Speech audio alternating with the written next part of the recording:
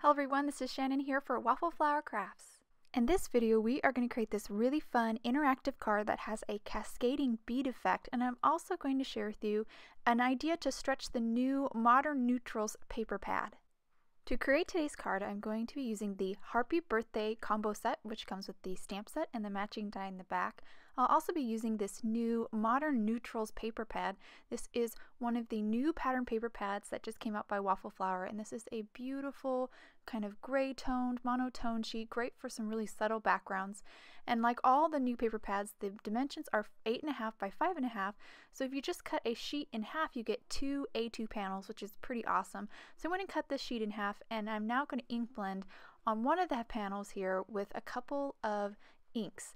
I of course could use this panel as is, but I wanted to share with you an idea for stretching these beautiful papers in the Modern Neutral paper pad. Simply by ink blending over the paper, you can change it to whatever color you want, which I think is really awesome. I do recommend that you use dye inks. Here I'm using Pink Fresh inks. I started with Sky Blue and now I'm onto Summer Showers. And the reason why I recommend dye inks over opaque inks like pigment inks or distress oxides is because the dye inks will keep that print very crisp. The opaque inks have a tendency to kind of cloud it and you lose that beautiful print. Now that I finished ink blending, I went ahead and stamped two of these harps with the puppy in a Memento Tuxedo Black, and now I'm going to Copic color one of these. The Copic markers that I'm using are on screen so you can follow along. I'm starting with a group of yellows. I started with Y11, my lightest yellow. Now I'm on Y2, starting to add in some of my shadows.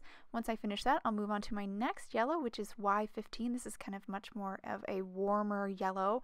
And again, kind of going back over my shadows, and then I'm going to finish with Y23, my darkest shade of yellow. Once I've gone through all my shades, I'm going to work my way back through. So here I'm at Y15, now I'm doing Y02, and then I'll finish with Y11. And once I finish that, I'm going to color the rest of it off camera. And now of course I'm going to move on to the puppy. I have some light browns picked out. Started with my lightest shade again, which is E31, moved on to my medium shade, which is E33, and once I finish that, I'll go to my darkest shade, which is E35. And then once I finish my kind of rotation through all my colors, then I'll go back through with my medium, which is E33, and then finish with E31. And that creates just a nice blend. Now to finish up this little kind of crown, I'll have a couple greens, and then the flowers I'll color with a couple reds really quick. And once I finish that, my Copic coloring is all done.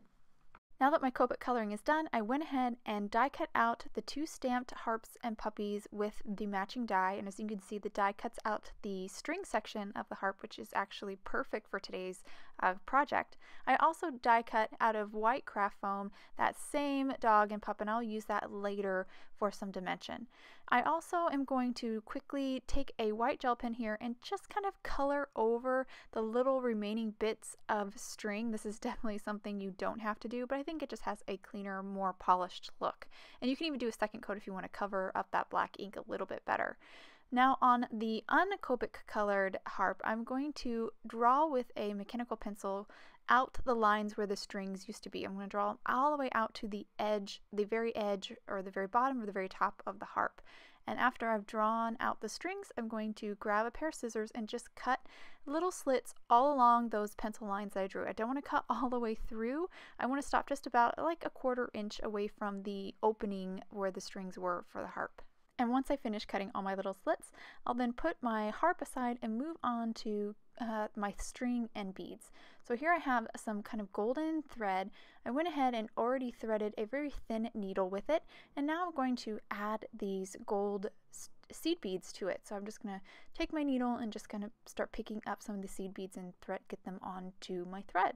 I'm going to kind of get a lot on my thread here, about 70 to 80 seed beads. I don't need all of these, but I'd rather have more than I need and remove them later than have to try to get some more beads on here while I'm trying to string this all up. So I did add a little piece of tape to the end of my thread just so the beads don't slide off, and then I'm going to first take the other end, tuck it into one of the slits, grab a little piece of micropore tape and place it on the end to kind of hold it in place, and then I'm going to grab or create a little section of beads here. It's about like 15 beads, and it doesn't have to be exact, just a fair amount.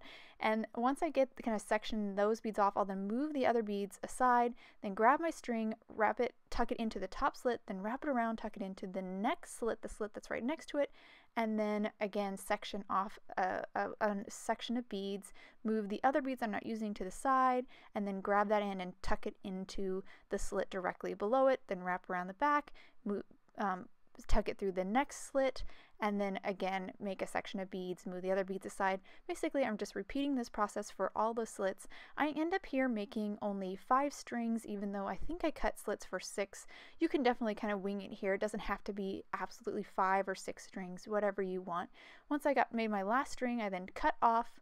You can see me move all the leftover beads aside, and now I'm just going to tape that last end to the back side of my harp, and that completes all my strings. Now I'm just going to do like an extra securing here. I've cut again some more little pieces of micropore tape, and I'm just going to place them on the front of my harp here, holding the strings down in place. This is a good point where you can kind of fine-tune the placement of your strings. You can use that tape to kind of secure the placement of your strings over a little bit if you find that your beads are kind of running into maybe the dog's nose or the part of the harp and it's kind of getting caught. You can kind of fine-tune here, but this also keeps the beads in that harp area while you're working.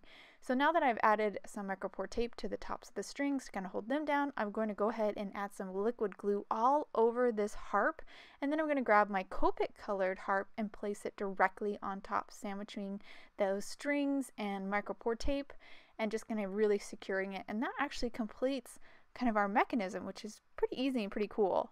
So now that I have kind of my main element done, I'm going to use that to kind of help me figure out where I want my sentiment to go. This sentiment says Harpy Birthday.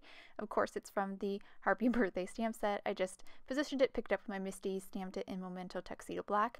And now I'm going to put this all together. The first thing I'm going to do is adhere this panel onto the front of an A2 top folding card base made from 110-pound white cardstock. I like to use liquid adhesive for that, just to make sure I have a little bit of wiggle room to make sure that panel is perfectly aligned with the front of the card base. Now I'm going to glue our bead cascade harp piece to the craft foam that we cut earlier. Again, I'm going to use liquid adhesive for that and just glue those two together. The dimension here, just make sure those beads really move freely and don't get kind of caught on the card front itself. And then I'm going to add some liquid glue to the back side of the craft foam and then just add this to the front of our card. Just turn it over here, kind of center it, and then I'm going to hold everything just for a second, just for a little bit for that glue to set. This Tombow Mono multi-liquid adhesive does set pretty quickly. And here's the finished card.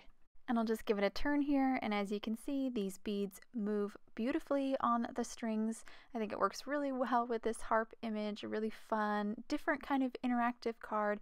And the techniques that I used here, you could really apply to whatever images you have. I hope you guys enjoyed today's card and video. If you'd like any more information on the products I used, please head over to Waffle Flower, and you can follow us on YouTube, Instagram, and Facebook for more creative ideas. Thanks for watching. Have a wonderful day.